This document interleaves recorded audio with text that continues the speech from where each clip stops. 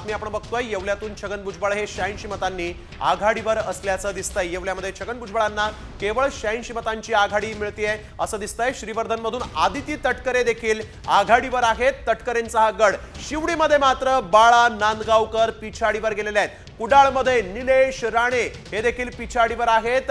येवल्यामध्ये छगन भुजबळ यांची 86 मतांनी आघाडी पाहायला मिळते। दौंडमध्ये राहुल कुल भाजपकडून निवडणूक लढवत होते, ते मात्र आघाडीवर आहेत। इंदापुरात हर्षवर्धन पाटील पुढे आहेत, तर दत्ता भरणे पिछाडीवर गेलेले आहेत।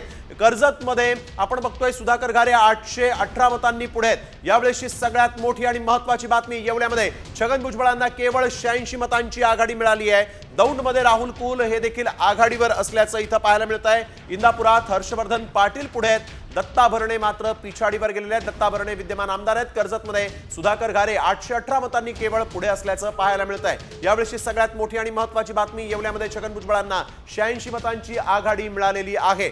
दौंडमध्ये राहुल कुल यांची आघाडी पाहायला मिळते, तर इंदापुरात हर्षवर्धन पाटील शरद पवार यांच्या राष्ट्रवादी काँग्रेसकडून निवडणुकीच्या रिंगणात होते आणि हर्षवर्धन पाटील हे इथं पुढे असल्याचं पाहायला मिळत आहे। यावेळेची सगळ्यात मोठी आणि महत्त्वाची राजकीय बातमी। तर येवला हा अतिशय महत्त्वाचा मतदारसंघ खरं तर महायुतीसाठी देखील होता। धारावीमध्ये ज्योती गायकवाड 1900 मतांनी सध्या पुढे असल्याचं बघायला मिळतंय।